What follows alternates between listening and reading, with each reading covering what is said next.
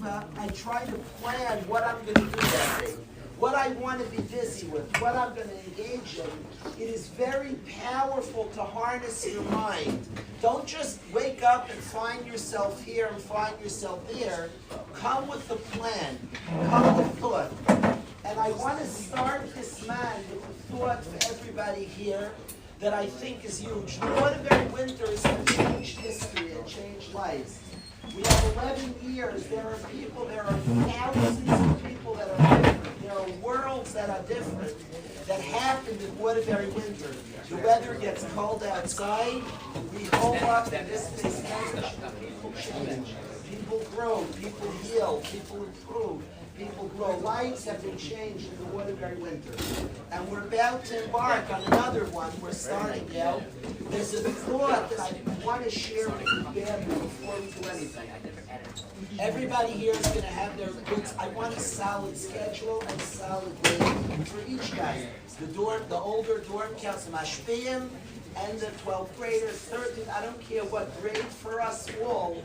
I want to create each one of us a good schedule, a solid, healthy schedule. We'll talk about that later. But I want to start our journey this winter with the following machshava that I want guys, Daniel, I want everybody to hear this machshava, this thought very well made. At the end of Parashat Bereshis, it says about Noach, Noach matza chen b'nei Hashem. Noach found favor in Hashem's eyes. Noach had chen in Hashem's eyes. Typically, that's a remarkably positive statement. We always dream of finding chen in Hashem's eyes. Hashem liked him. Hashem appreciated Noach. It's one of the most dazzling phrases in the entire Torah. The dream is Hashem loves us all a lot. But you find chen. All of us come. Who doesn't want, like, Morty Weinberg likes me? It's pretty cool. He likes everybody, but you know what it means to get in. A guy goes to Rabbi Kalish shir, he likes the whole shir. There's one guy, come on, you know what I mean. It's more. He found chen in Rabbi Kalish's eyes. There's something that's powerful. There's something about this guy that Rabbi Kalish is into. To say Noach found chen in Hashem's eyes is remarkably powerful. The Sifornu, though, says that there's a negative mashlois here.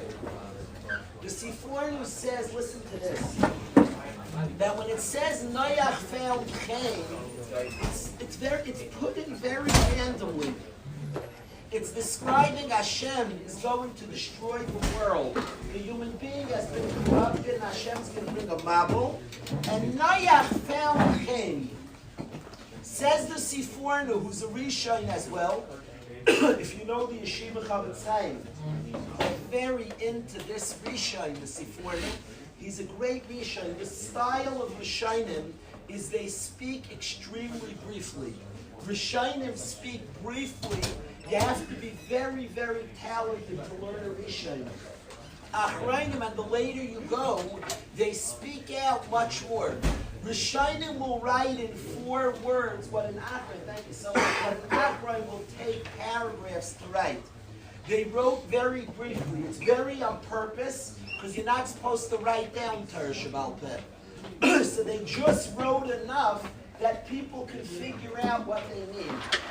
With the style of Rishonim, Hillel, is they write basically brief.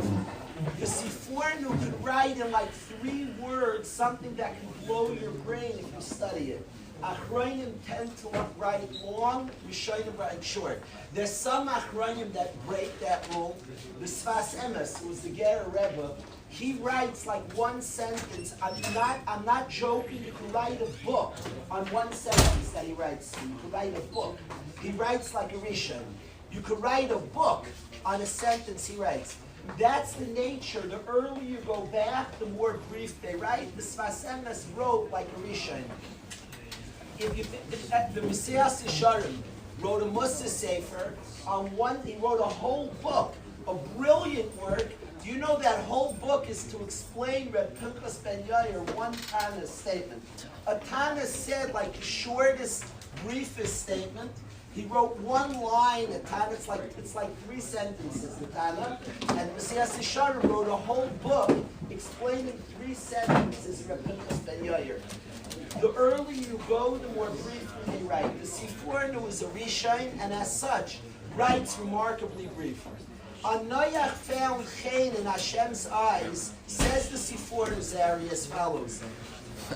Noach was not worthy of being saved, him and his children. Really, Noach should be saved, not his children. Noach's children should have been killed in the Babel. When it says Noach found Chain, it means Hashem made an exception. He found favor, means there was favoritism here. Really, his children should have been killed. They were only saved, Hashem L'maisa, like Noach a lot. Says the Sifornu, why should his children be worthy of being saved? Listen to what he writes. Writes the Sifornu, Avram, Moshe, and Shmuel, those 3 giants saved their generation. They brought up their generation. Noach was a massive tzaddik, but he didn't bring up his generation. Noach was a massive tzaddik, but he didn't affect others positively. There was once a guy in this yeshiva, a brilliant guy, I'm in touch with him a lot recently, brilliant guy, and he was smoking mad. He said that he used to go crazy. This angered him. I don't know why this was such an angry point to him. He said Noach for 120 years had a prophecy that the world was going to be destroyed. He said, Yaakov, this bacher was mad. How could it be that he couldn't talk one person onto his table? He didn't get one person to do tshuva. Can you imagine the frustration? You have a prophecy for 120 years. The world is bad. People must change. You spend, we talk about yeshiva's success rate. How many people succeed, how many not. Listen to Noach's success rate. 0 for the world. He didn't do very well. This bacher in yeshiva was so upset by this. How could it be he couldn't convince one person? Like, what type of world, what was going on? Noach has a prophecy the world's going to be destroyed. He's building a boat for 120 years. He's in the middle of building a structure to save himself and his family. Hello? Like the neighbor sees a really nice guy. He's even a good ball player, Noach. Like, I'm normal, I'm telling you. He's building a boat for 120 years. He's handy like Sammy. He's building his boat, and he couldn't get one guy, like one neighbor said, maybe, one neighbor said to his wife, like Sherry, he might, he's been building for 120 years.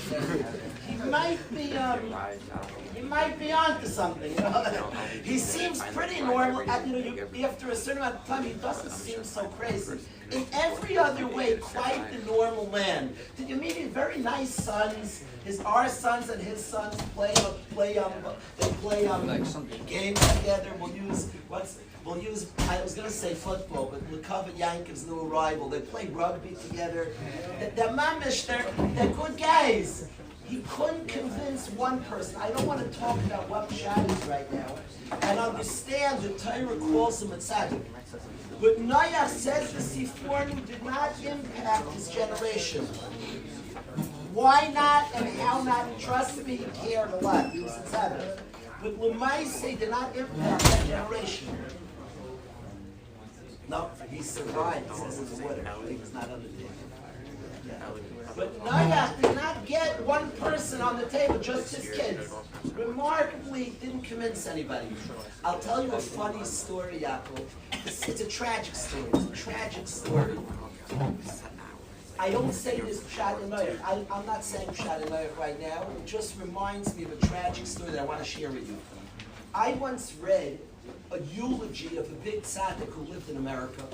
And I did the computations. I read an article on a big tzaddik, and I figured out that he was my father's Rebbe. And I never heard my father quote this person once in my life. So I was very curious. This man was my father's Rebbe, and I never heard my father say his name once in my life. He talks about Chaim Shmuel Levis, my father glows. he talks about different rebbeim that they give me clothes of Shnei or cutlery clothes. This Rebbe, from the day I was born till that time, I confronted my father. And I read this, it was a big year. So I called up my dad. I said, Abba, I just read about Reb so-and-so. My father says, Daniel, the Mets are struggling. He's more of a Yankee fan, I'm a Met fan. I'm like, I'm here, the Mets are always struggling. I just wanted to ask Abba about this kid. He said, the Yankees, you think they have the shot until they beat them? I'm like, the Yankees always win, the Mets always lose. This year, did you have it? He kept trying to change the topic, but I wasn't happy. I needed to hear it. I pushed my father, and my father said he's never spoken about him in research. The only time he said, Daniel, he hated us and we hated him. I read that. A big person. So my father, I never spoke about him really again. He said, I want to understand him. He said he came from Europe. He was a big person. Shas a lot. He looked at us, we were homeless. He didn't believe it was possible. He said he didn't believe in us. He came from a different world. We grew up, we were all like the Joe DiMaggio fan, we're making fans, or whoever we were following. He didn't believe. It was like we were not shy. It wasn't shy. He didn't believe it was hope. There was hope. And as such, he gave up on us and we couldn't stand. I never spoke to my father about it before or after this person's name. So I don't know the story of Noach. I have theories. It's just reminded me. But Noach did not impact his generation. And says, and Noach was a big tzaddik and wanted was as frum as you and I. Please understand that. He was a tzaddik. Noach's a tzaddik testified by Hashem. But says the Sifrinu, since he wasn't the car of his generation, he wasn't worthy of his sons being saved. He wasn't worthy of his children being saved. His children were not saved. That's what the Sifrinu says. Hashem saved his kids. Was Chaim. He says Avram Avinu deserves to have his children saved. What that means, you deserve continuation. Children means legacy. Children mean eternity. Avram deserves. The Chovos HaLevavos writes it much sharper than the Sifrinu. The Sifrinu words it that a person who helps others deserves his children to be saved. A person who does not deserve his children to be saved.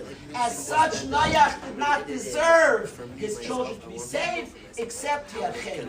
L'maaseh, he was a tzaddik. Hashem saved his kids, despite that he was unworthy. The depth of saving the kids means eternity. The Chovos HaLevavos writes that a person who impacts others deserves Olam Haba. A person who's a tzaddik who does not impact others doesn't deserve Olam Haba. They're saying the same thing. Children Olam Haba, it means eternity. It means a future. It means a tomorrow.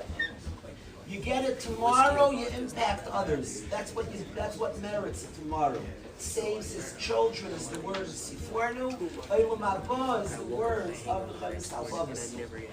Rabbi said like this, I want to share with you some Sefer. If he didn't write this, it's usher to say this. But it's a Chasam Sefer, please listen well. When we speak about Noach, Avram, do not say your own svaras about the great people.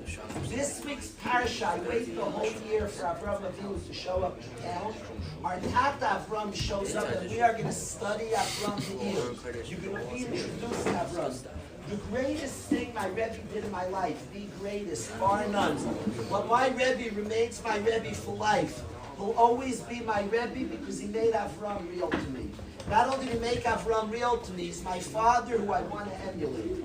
We are going to study Avram Be'iyun and Rav in great detail. We're going to study Avram, things you've learned, the things you haven't learned. We're going to study Avram, you and I. Never make the mistake. When we speak about Noach, God testifies he's a tzaddik. That's not a hyperbole, exaggeration. Oh, he's a tzaddik. God testifies Noach's a tzaddik. Noach's a righteous person. Innocent person. Noach, we don't invent. Well, I feel we're not Bible critics. We don't start saying our feelings. Avram, we could, on our holiest moment, we can't fathom the tzidkus of Avram. However, what Rishonim, what we are taught by our leaders about Avram, we have to take for ourselves. And the Chassam Sofer writes as follows. Please listen to this. In Parshas Vayera, Hashem decides to destroy Sodom. Now, in the Torah, Rabbi said, there are very few private conversations that Hashem has with Himself. In the Torah, there are many conversations Hashem has with great people. But conversations that Hashem was talking to Himself, very few conversations. I'll tell you something funny, Yaakov. I happen to love our little kids. We all talk in our brain. We all have a voice, we talk. I don't know when you guys play ball. When I play ball, I'm like, Kalish, come on, Kalish. You give me some pussy. Come on. You have an inner voice. That inner voice is very important. Many people's inner voice, you know the Rebbe you hate, who's negative and cynical and always putting you down. A lot of guys' inner voice is exactly like that person you dislike. Learning how to control your inner voice and getting it to be your inner voice should be loving, sweet, encouraging. Your inner voice should say, you're amazing, I'm so proud of you. Learning how to work that inner voice is a life for itself. We're not talking about it. There's an inner voice that's very, very important. One of my favorite things on little kids, one of my favorite things to watch on little kids is we keep our inner voice in here. If you do it out loud, people will think you're crazy. So you don't talk to yourself, Kalish. Typically, you keep the inner voice, unless you pretend you have a phone on or something. Some people are going to put something in your ear. But if you talk your inner voice out loud, you look a little weird. They commit you to places. So the inner voice is, you keep it inside. Little kids will sometimes talk out loud things that we do inside.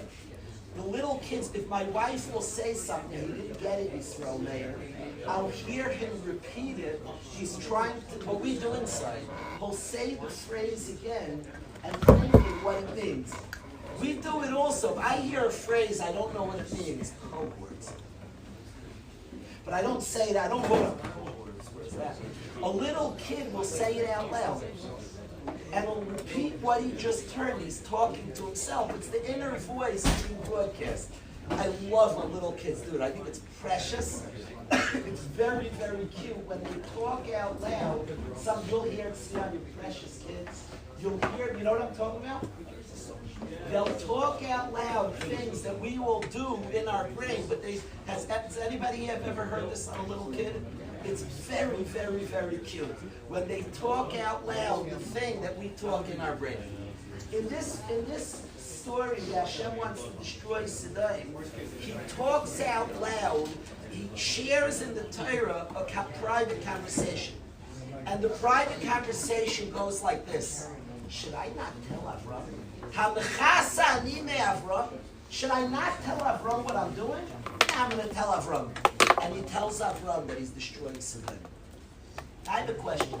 If Hashem told Avram he's destroying Sodom, what does that mean? That Hashem decided to tell Avram. If he did it, then he decided to do it. Why does the Torah tell me he decided to do it? He said, Why is that pasuk recorded in our Torah? The Torah which is so brief. The Torah which only records things that are relevant for eternity. Why does it record this private conversation? Yisrael Meir would say that out loud. Mommy, we will think that's inside here. If you told Mommy, that means you decided to tell Mommy. You don't need to say that I decided to do it, you did it. Why does it record Hashem's decision? You know, I don't think I should hold this from Avram. Let me tell him. I mean, if you told him, you decided to tell him. Says the Chassam Sofer, if he didn't write this Yaakov, he also say it. The Chassam Sofer says that Avram was not really on the level of the Lord. He should not have received prophecy. There's a certain madrega to receive prophecy. The Chassam Sofer writes this. He says that Avram Avinu was busy with human beings all day and all night, teaching Das Hashem, interacting with people. To get on the level of prophecy, to really Hashem talk to him, he was not on that level of prophecy. That because here, all the Nevi and Moshe Rabbeinu on, Avraham Avinu was busy with people and sacrifices, Madrega. Says the Chassam Sofer, that's why the Pasuk Hashem says, should I tell Avram? He wants us to know Hashem was cracking. Maybe I shouldn't tell him. He's not really on the level of prophecy. Except, why was he on the level of prophecy? Because he was doing, says the Chassam Sofer, Avraham Avinu saw the world. And he said there were many great people, and yet there was a model. Because he said all the great people didn't impact others. There was a Noach who was a tzaddik. There was a Mesushelach who was a tzaddik. But they didn't impact the next person. And Avraham Avinu said, I want to spend the life that I'm impacting the next person. I want to impact, to be close to Hashem, but to bring others close to Hashem. That's what Avram's decision. And he sacrificed Madregas in order to impact others. And Hashem said, he did it for me. I'm giving the bullet to Avram Avinu. It's a Chassam Sofer. Rabbi Isai says the Sifornu, Avram, Moshe, and Shmuel were worthy of their entire generations being saved because they impacted others. He brings three people. I don't want to say all three because one might be my name. But he brings three people who didn't impact others. And as such, he says, the Sifornu were not worthy of their children being saved. He says, Noach found Cain was a special exception made, but he didn't impact others. I want to say, Rabbi Isai, we're beginning a journey this winter. And I want each person to steig like happens in the Waterbury winter. But I want to define the journey. I want to say that Revolva writes on this week's parsha, on this Sifornu. He says, I beg Mechanche, Revolva, I can show you inside, says that before the Bacher, there are people that think when a guy's young in high school, let him steig, and later on you teach him that there's a world, there are people, there are others to influence. Revolva is fire against that. If you raise a selfish person, he will remain selfish. Every guy here drive to become great. Drive to accomplish a lot, to become a sincere, authentic, growing person. Drive for it. Make a schedule. Make a plan and become great. But at the onset of your journey, the focus is to be special and to make others special as well.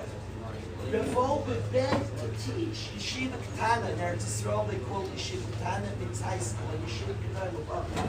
At the onset of their journey, that our point is to grow, to get close to Hashem, and to bring others close as well.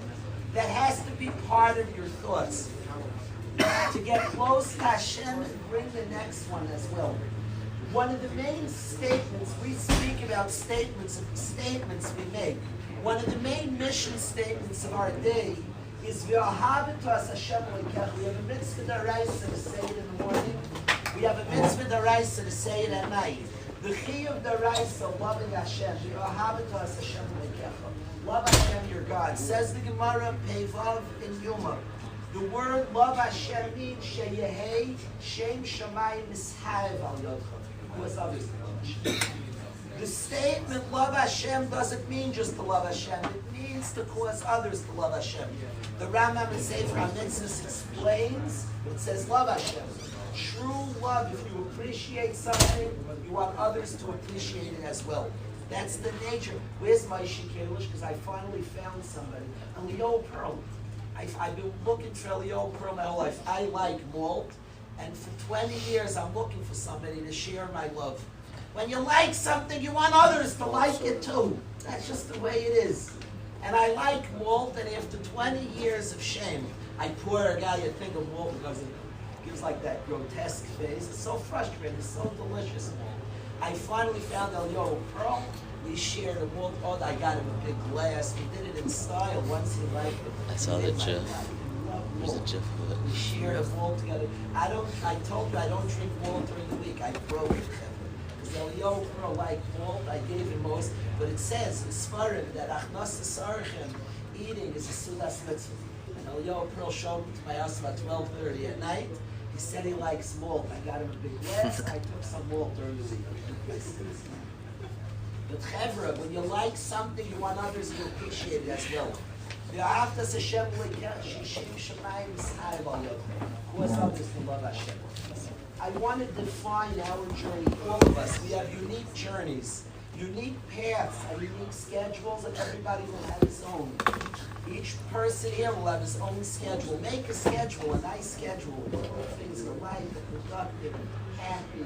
Make a good schedule and stick it during the winter. But I want to say that your thoughts, our thoughts, what am I going after? Pursue it. I want to be a special good person. I want to develop. I want to get large. But I want to pick up the next person as well. That has to be the thoughts. That's our tribe. We're B'nai Avram. We come from Avram Avinu. Avram Avinu taught us that the path to greatness is to be great and cause others to be great as well. Is to grow and cause others to grow as well. Lift up the next person. Pick up the next person. Think about it. Think about steiging, but let your roommate be better for it also. Think about growth. Let your brother and sister be better for it also. Think about the next person. I want to tell you something that I've said before. One of the most moving gedolim, one of the most amazing gedolim that has stepped forward on planet Earth in the last 100 years is Rabbi Yosef. Rabbi Yosef, you could read about him. First of all, his knowledge of Torah, his godless Torah is like something from 500 years ago he would have been a godly. His knowledge of Torah is breathtaking. All Torah, amazing knowledge of Torah, Rabbi Yosef. He was a very cool gadol. I like that. There are gedolim that are not so social. He was the coolest gadol out there. He could talk to anybody. Any Jew, Rabbi Yosef was funny, was interesting, was a geschmackster. Anybody, he was able to talk to a little kid, to an old man, to a cool person.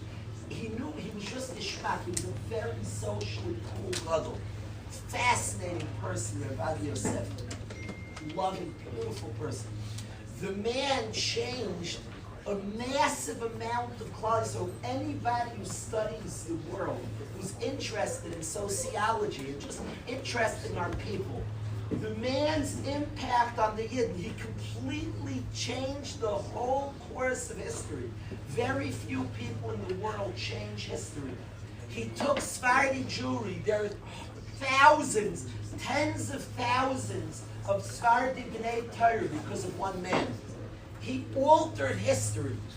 He literally changed the very history of our people. There are tens of thousands of B'nai Torah because of one man. It's mind-blowing to see it. There's the world before Rabbi Yosef and after. There's whole worlds, communities, cities of sincere, from Sephardim because of one man, Rabbi Yosef. Anybody who studies the world, anybody who's curious knows it's true. And this man sat and learned for years and years, and he altered history. What I want to share with you about Rabbi Yosef is something remarkable. Rabbi Kalish said that he heard this from somebody close to Rabbi Yosef. He quoted the name. I heard it from Rabbi Radinsky. That's enough for me. When he eulogized Rabbi Yosef, he said the following statement from a person who's close to Rabbi. These ears heard it from Rabbi Tzal, who quoted the name, and he said he heard it from that kid who heard it from Rabbi Yosef. Rabbi Pashtus, if somebody would say, what was the story? There's a man who closeted in some beis medrash for many decades, and then he was so holy, he impacted a lot of Klal Yisrael. Said Rabbi Tzal Radinsky from somebody who heard it from Rabbi Yosef, that all the years he was learning, he had in mind to impact Sephardi Jewry. He saw that there needed to be a chizuk amongst a massive segment of our people. And then he'll hold up in the beis medrash, he learned, having in mind that I'm going to lift up the Jewish people. It wasn't Yosef that he said, I'll steig and what emerged. What happened is a lot of people went back. No. He had that in mind. He had that in mind. It was his plan. When he was sitting and learning, he was thinking about that. When you learn this winter, think about your sister and you want to light a fire, not by lecturing her, you'll make her less firm.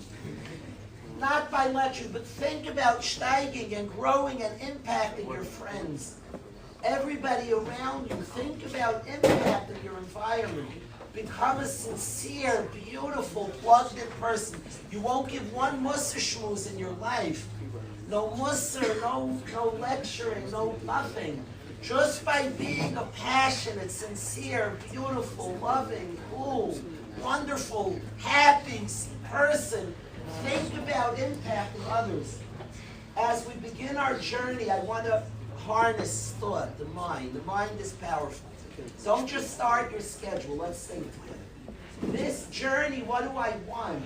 What am I striving, whether you're a 22-year-old dorm counselor, a 41-year-old Rebbe, an 18-year-old, 16-year-old, 21, doesn't matter your age. What am I setting out to do?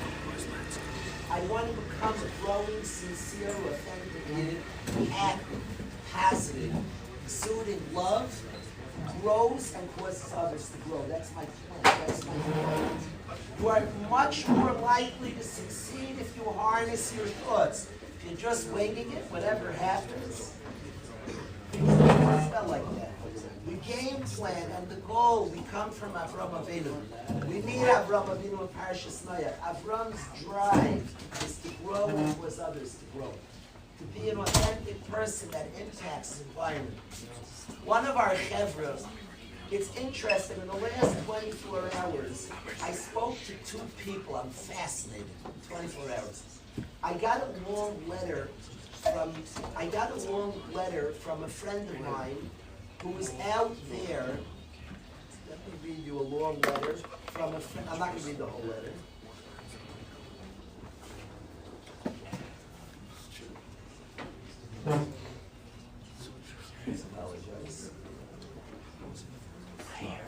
I want to read to you a letter of somebody who was in the Kaisley base medrash, and today is out there. I'm going to tell you who it is. I want to read to you a letter from Rabbi Kalish. Rabbi Kalish was a Rebbe here for 10 years. I would like to read to you this letter, part of the letter from Rabbi Kalish. I miss building relationships with the guys, and I miss the energizing and empowering atmosphere of our yeshiva. I find myself often wondering, in the middle of this world, I skip a little bit, that is devoid of an absolute value system. A world that doesn't have a clue about Hashem, plan, and purpose. The Ashkapas HaChaim that I've gained from the yeshiva over the last 20 years rings true far louder than ever before.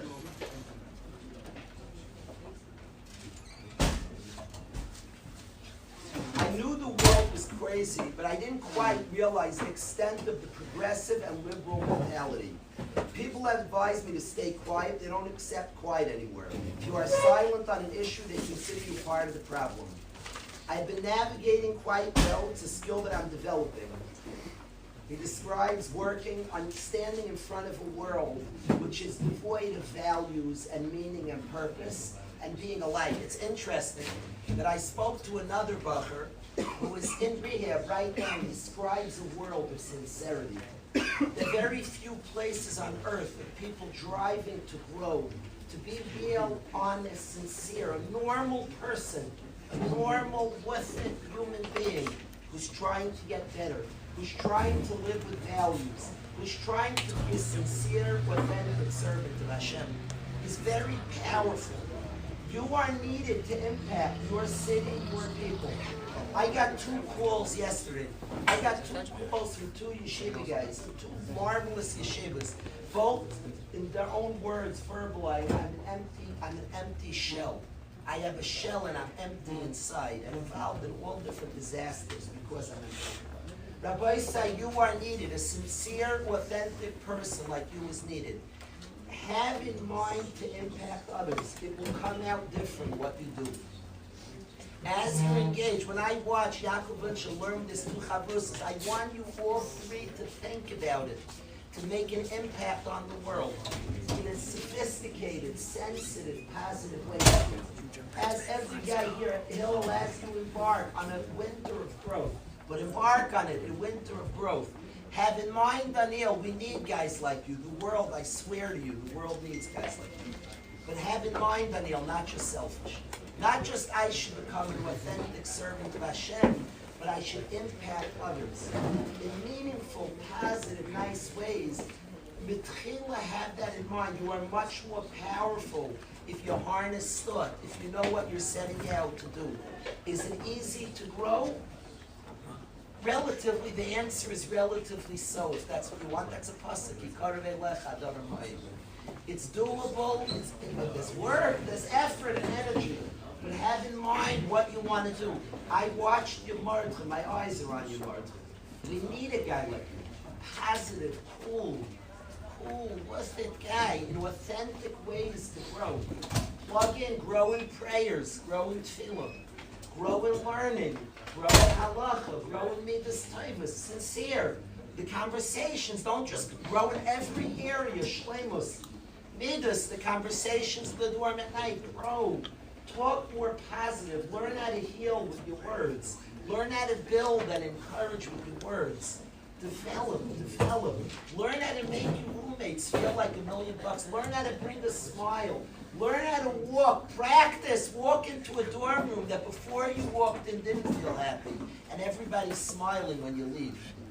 I observed in my life, there are 3 types of people. There are people who don't get people to smile. That's one person. There's another person who can get a smile out of people. Get people to smile. Cool guy.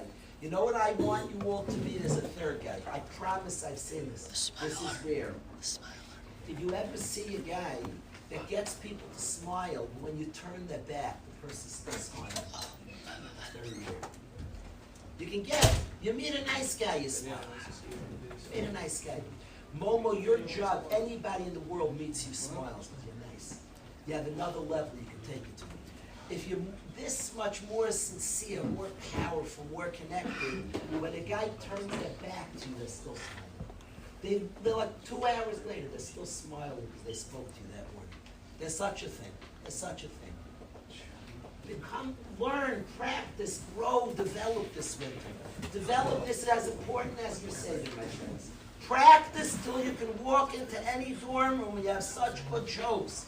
Such love is exuding from every pore of your body that you walk into a dorm room with a 10th grader and they all smile when you leave. Just like they're refreshed. Practice by caring, by being sensitive, by being a nice person. I want to close with this.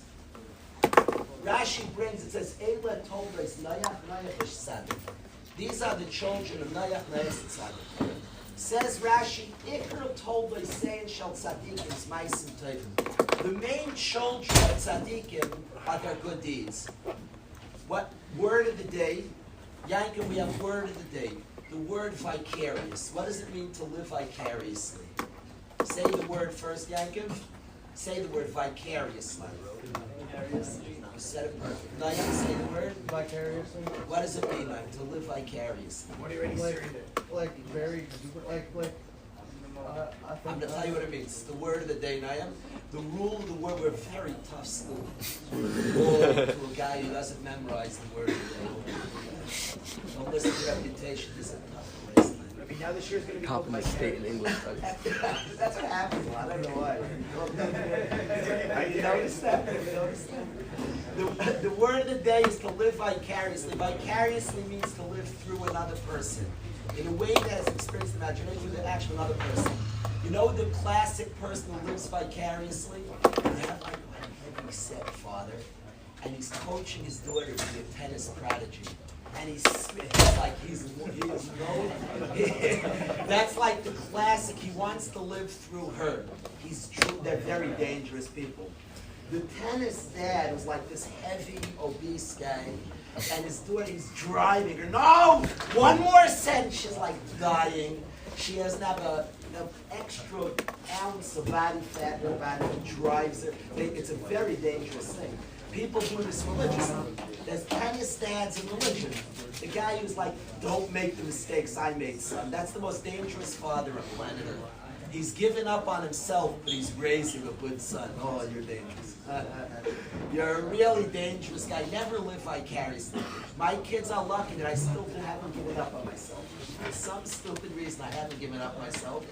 So my kids are lucky. The dangerous dad living vicariously. You give up on yourself, and you hope you know that you don't do this, father. That they have that in South Africa. So the tennis dad, they'll train that kid in rugby.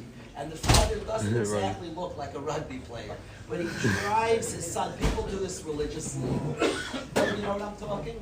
There's such a thing. It's called living vicariously. The only place I live vicariously, if you'll excuse me, I want to live myself. Your success is your success, mine is mine. Don't live through somebody else. The only place I live vicariously, if you allow me as long as I like that my friends have good jokes. That way I don't see another day, you know. Good what? I happen to get a nice head of hair. It means a lot to me. And they'll don't touch that chuk. And you need rishus. Any guy here has a havamina to shave his chuk. You need to get a vote amongst all us oldies who can't really do it so well ourselves. We need you, you know, sorry. I would live through myself and not live through you. Trust me, it's not working. But, so now, a good chuk is very important. Iron is nice and Martin, excellent, very important. Be unhealthy if Rebbe says he can't. Not us, I'm unhealthy now. I'm not healthy. Aaron's my friend. To me, I have a chuk through Aaron. That's geschmack for me. It's geschmack. What can I tell you? I live vicariously in no other place. No other place.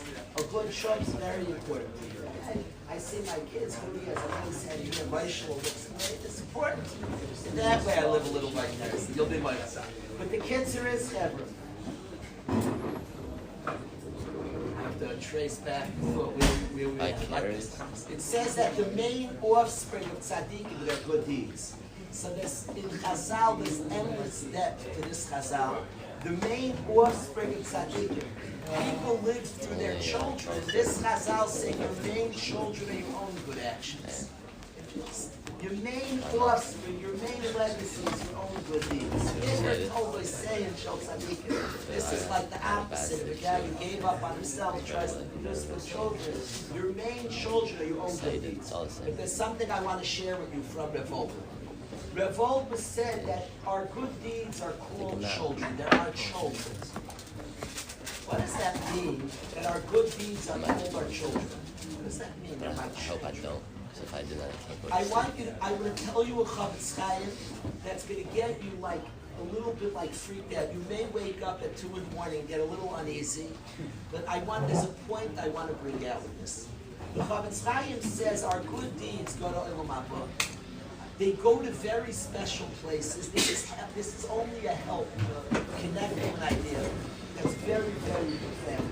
Our good deeds go to special places. And you get to visit your good deeds in Olam Haba. They're your kids. How much visitation right you have depends how sincere your thoughts are. The more sincere, the more you get to hang out with your good deeds. The less sincere, the less authentic, the less you get to hang out with your good deeds. Your good deeds go to ball games, they go to pizza shops, Shemayim delis, they geschmack. They get to hang in all the cool rooms. The good deeds get you place of Sandler. Your good deeds hang out, and you get that. You want to hang out. All the cool guys are there. The more sincere your thoughts, the more visitation rights you have. The Chavetz Chaim writes this. Now, what I want to say is like this: a child is walking you. You're not jealous of your children. You're not jealous of your children. You know why you're not jealous of the children? Because you can't be jealous of yourself. Were you ever jealous of yourself? Oh, I'm so jealous of yourself. Did Daniel Munchik ever say, Daniel, I'm so jealous of who you are? That would be very low. You probably, if a guy gets jealous of himself, Bellevue has whole words for people who get jealous of themselves. It's just not a very likely thing to get jealous of yourself. Did anybody here, maybe you don't want to admit it, did anybody ever get jealous of yourself? Nobody's admitting it. Thank you. It's just not a normal thing to get jealous of yourself. Says Chazal, you can't be jealous of your child. Your son and your student, you don't get jealous of. You know why? Because it's you. Because it's you. Because it's a shtick you. It's a piece of you. You invested. You gave there. It's you. You can't be jealous of yourself. There's no jealousy of your child. There's no jealousy of your son. It's you. Tzaddikim, their actions are a shtick of themselves. Please listen to this. Small people have a massive, they can do big things, but they're disconnected to their actions. They do very nice things, but they're not related to their actions. They can pray, they can do kindness. I know small people who have done very big things. They can build big organizations, but they're completely disconnected to their actions. David HaMelech says, Ani Tefillah, I am prayer. He called himself prayer. Isn't that a verb, something you do? I mean, you are. He was so connected to his action, his name was prayer. You can be connected to your actions if you think and you get there with a lot of thought and preparation. Tzaddikim's main children are their actions. Rabbi Kalish is lesson on dissociative identity disorder. Their actions. You know this? When I ask the Hebrew, It's a split personality disorder. become special, because others become special. I want to connect Hashem and cause others to connect Hashem. I want to grow and cause others to grow. The more we harness our thoughts, the greater we are connected to our actions. The greater our actions are one with us. I would like to end because I want to get to Gemara Shir. The schedule, Rabbi Sashach, this is 8:40. Let's do the classic morning prayers. Chakras, let's join. Let's make a beautiful minyan. The oil is here. The roivam is better. 8:40 chakras. Let's start more on time. The first save of the day is so important. We look beautiful this morning. The Rebbeim's. The first shir of the day, we call it Musar. We learn Mamari Chazal. Come to those shir, all the Rebbeim. Rabbi Kalish, stay back there. I should appear in the front. God bless be the Lord. I rushly goes back. Welcome home.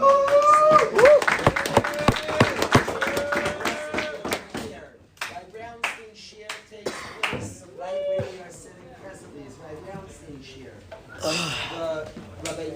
Rabbi Chef share is right in that corner. Rabbi Farkas is coming back in a few days. He's back to a Shlema, and Yet Matter is coming in a few days. So Rabbi Farkas is sharing, same here it is. Rabbi is not going to be here the next couple of days. We'll be back to Is Hashem with our prayers next week. The shiurim start at 10:15. Afterwards, chavrusas, tons of chavrusas learning Gemara. Grab the new base mesh guys. At least 30 guys should be a capital letter to learn. Another 30 guys who learn. Grab the dorm councils. Grab the chevra, make chavrusas. That's the next hour, and then the last hour, 12. That's going to be 11 to 12, 11:15 to 12. 12 to 1 is Gemara Shiurim. By the Rebbeim, back to respect the Rebbeim, Gemara Shiurim. I'm asking everybody to really be mechazek those shiurim. I'm probably going to start a shiur for any dorm council at once. I will start saying something, probably in Kedushin. We'll start that Beis Hashem from 12:15 to 1. Everybody in Gemara Shiurim. In the afternoon at 3:30, we'll start today. We're going to get on a normal schedule. 3:30 is Musafat every single day. 3:30. At 4:30, some guys have English. That's a tremendous second say that I want to do the class at 4:30 to 6. Any 12th grader, we're going to make a chabura. We're going to arrange something in Yaki or Chaim Tzvi for the 12th graders to start 4:30 to 6. Supper is 6:30. Night say to 7:30 for the younger guy. Something works. Learn with somebody 7:30, 8:30. Myra is 8:30-ish. We are starting leagues, hopefully tonight. Yes. The first 2 games of leagues. We'll post the teams and the schedule later today. And then we'll start tonight. We will run during lunch. We'll run some sports activity. We'll announce that during lunch. Let's get to Marshall.